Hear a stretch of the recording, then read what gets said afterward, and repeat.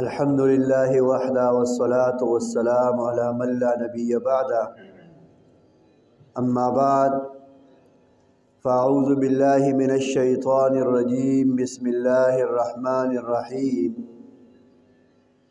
वलनब्लुवन्नकुम बिशैइन मिनल खौफ़ि वल जू'i व नक़्सिम मिनल अम्वालि वल अनफ़ुसि वस्समरात व बश्शिरिस साबिरीन इन्नल्लाह व मलाइकतहु युसल्लूना अलन नबी या अय्युहल्लज़ीना आमनू सल्लु अलैहि व सल्लिमू तस्लीमा।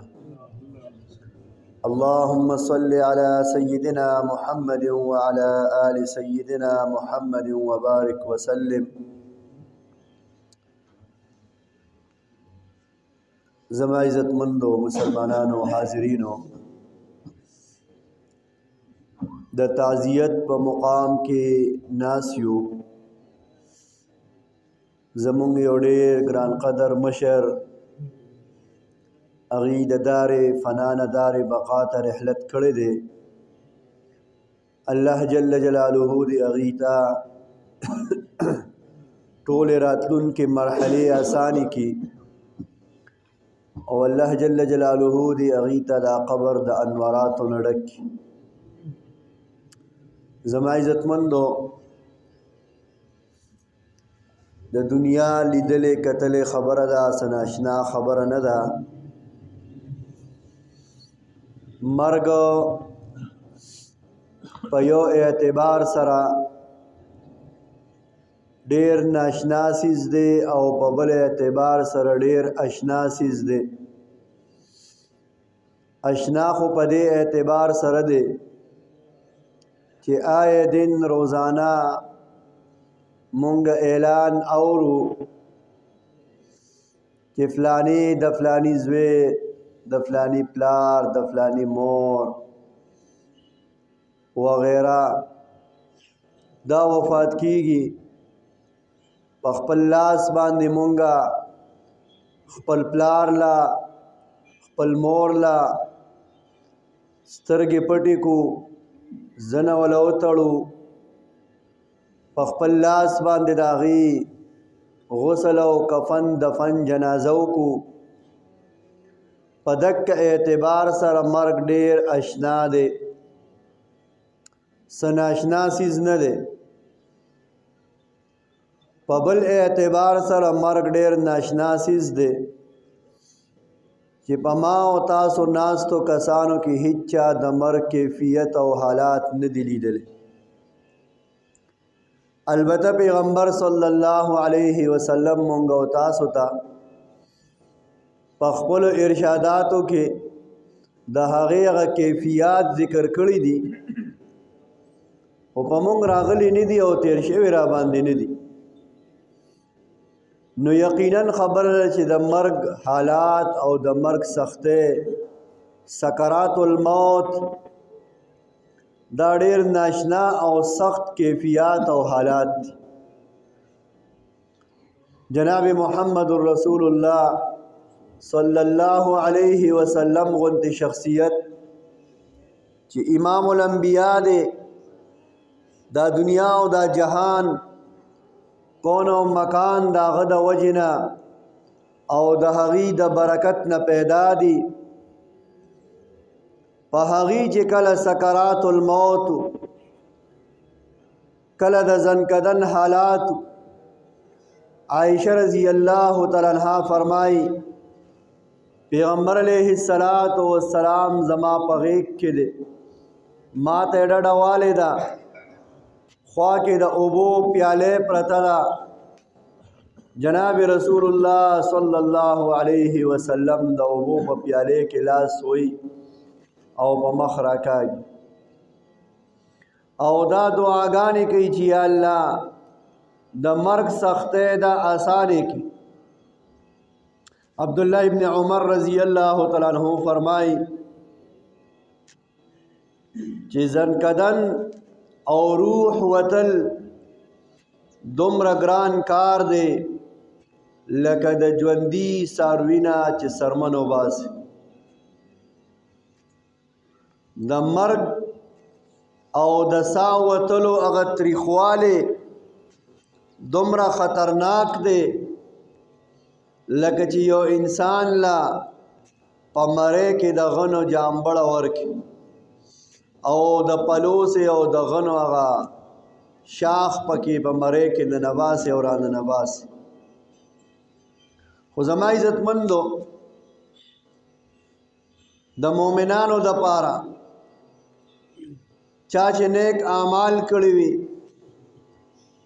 الله ته رضا وي نو د هغې دپاره مرګ دا یو تحفه ده او ډالۍ ده، خوشحالي ده. نبی علیہ الصلوۃ والسلام جنازه ولیده، مړی ولیده روانو.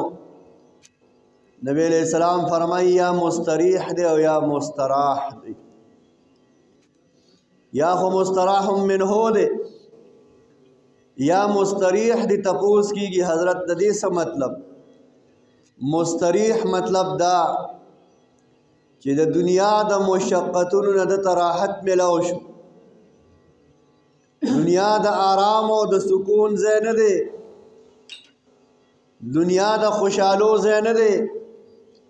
د راحت ملاو شو، د دنیا د بیمارو نه بیغمه شو، د دنیا د تکلیفونو نه بیغمه شو، د دنیا د غریبۍ او د غربت نه، د ګرمۍ او د سختۍ نه بیغمه شو، مستریح شو، آرام ورته ملاو شو، لاړو بیغمه شو. قبر کې او آخرت کې به الله د ده مېلمستیا فرمایي. نزلا من غفور الرحیم. الله فرمایي دا به د مهربانه او بخون کی ذات ملمانه وي. نو الله جل جلاله لدې مرحوم علي حیدر کاکا بهترینه ملمستیا وکړي او زمونږ د الله نه واثق امید دی چې الله جل جلاله به ورسره د خیر او د رحم معامله کوي. ځکه زما عزتمندو په ایمان او په مسلمانۍ کې په حالت د ایمان کې بوډاوالی ته یو مسلمان ورسیږي، ویښته سپین شي، نو الله جل جلاله بیا هغه سره ډېره د خیر او د رحم معامله کوي.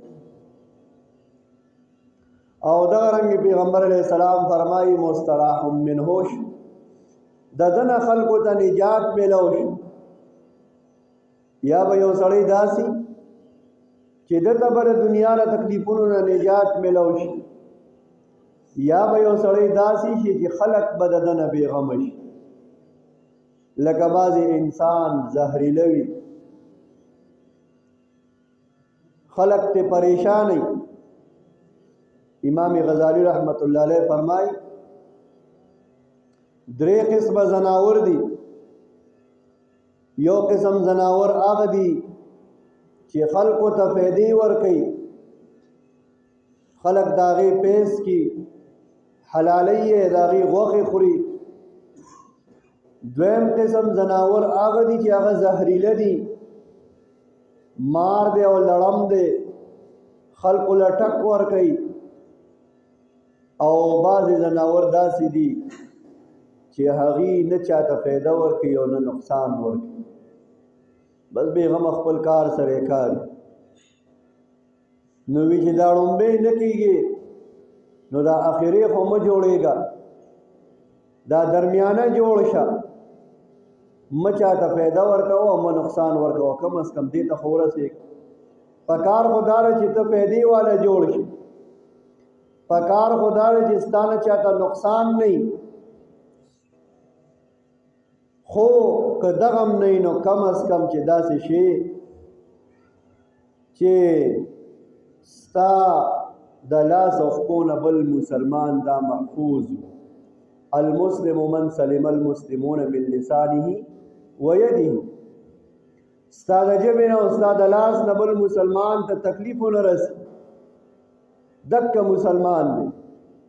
لہذا زما عزتمندو نبی علیہ الصلوۃ والسلام یو ځل خپل ژبه مبارکه راوباسله او داسې لاسو کې راټینګه کړه او وی فرمایل د پیغمبر علیہ الصلوۃ والسلام ارشاداتو کې راځي ډیر کرت نبی علیہ الصلوۃ والسلام مختلفو ځایونو کې فرمایلی چې د دې جبې د لاسه به یا جنت ته ځي او یا به دوزخ. لہذا زما عزتمند مونږ او تاسو خپلې ژبې کنټرول کو، د خپل ژبو د لاسه د خولې د لاسه بل مسلمان ته تکلیف ونه رسي، پریشان نه شي. ځکه زما عزتمندو په ورځ د قیامت باندې د معاملاتو او د عباداتو حساب کتاب چې کیږي د معاملاتو کیسه ور ډېره ګرانه. د عباداتو کیسه خو اسانه ده، په الله باندې زمونږه یقین دی چې الله جل جلاله رحیم و کریم ذات تے، سخی ذات تے. کہ اللہ پاک ہوئی چی منز دے ولی نوے کڑے، تلاوت دے ولی نوے کڑے، حج دے ولی نوے کڑے، نو کریم ذات تے کہ مونگ ورطا اجاڑو و منت ورطا اوکو کی دیش معافی سوکتے تپوس نشی کولے. او پختو کې مونږ وایو پردې سنډا سو پیر بابا ته نه بخ پردې حق الله نشي معاف کولی. لہذا زما عزتمندو د یو بل د حقوقو خیال اوساتو، هغه چې په هره معامله کې که هغه به حیثیت د پلار یم زه د بچي د حقوقو خیال اوساتم، که زه بچی یم به حیثیت د پلار به حیثیت د بچی د پلار او مور د حقوقو خیال اوساتم، که زه دکاندار یم د گاهک د حق خیال اوساتم، که زه گاهک یم د دکاندار د حق خیال اوساتم. داسې بلا حقوق دي زمونږ او تاسو ته متوجه کېږي، که هغه ورور دی او که هغه خور ده، که هغه استاد دی، که هغه شاګرد دی، که هغه مشر دی، که هغه کشر دی. حقوق العباد زما عزتمندو مونږ او تاسو ته په هر ځای کې متوجه کیږي، په جماعت کې یو، په کور کې یو، په سکول کې یو، په مدرسه کې یو، که په دکان کې یو، که په کاروبار کې یو، چې پردې حق را نه ضایع نشي. زما عزتمند د بچو خپل حق، د ښځې خپل حق، د مور او پلار خپل حق. لہذا زما عزتمندو د دې ټولو خبرو به الله تپوس کې او د یوې روپۍ په بدله کې ورا د یوې روپۍ په بدله کې به 400 منځونه اخیستی شي، نو بیا به څه کوئ؟ په ورځ د قیامت نبی علیہ الصلوۃ والسلام فرمایي تاسو غریب پیژنئ؟ صحابو ته صحابه وایي آو غریب خو مونږ هغه چاته وایو چې د هغه سره مال دولت نه جیداد نه. پیغمبر علیہ السلام وایي نه، غریب دی ته وایي چې یو سړی به په ورځ د قیامت باندې د الله حساب کتاب ته مخامخ شي، حجونه به ورسره ډېري، عمرې به ورسره ډېري، تهجدونه به ورسره ډېري، تلاوتونه به ورسره ډېري، خو پردې حق به وایي، پردې حق به چې کوم دی نو لاندې کړي. نو پردې حق صرف پیسو ته نه وایي، د مسلمان عزت ته هم وایي. مسلمان پس غیبت او بدا او کنزا کول، د مسلمان سپکویل، دا د مسلمان حق تلفی ده. لہذا زما عزتمندو مونږ او تاسو په دنیا کې داسې ژوند تیر. حضرت عمر رضی الله تعالی عنہ فرمایي وی ما ته هغه سړی ډیر خوښ دی، هغه سړی مې ډیر نه دی خوښ چې هغه د شپې تهجدونه کوي. تهجد کول اهم نه دی، خو د حقوق العباد و خیال ساتلو والا راته ډیر خوښ. لہذا زما عزتمندو مونږ او تاسو په دې معاشره کې داسې ژوند تیر کو چې د دې ځای نه مستریح لاړ شو. یقینا خبره ده زما عزتمندو د تبو لاندې ژوند تیرول ډېر ګران کار. په دې قبر کې ژوند تیرول ډېر ګرانه مرحله ده.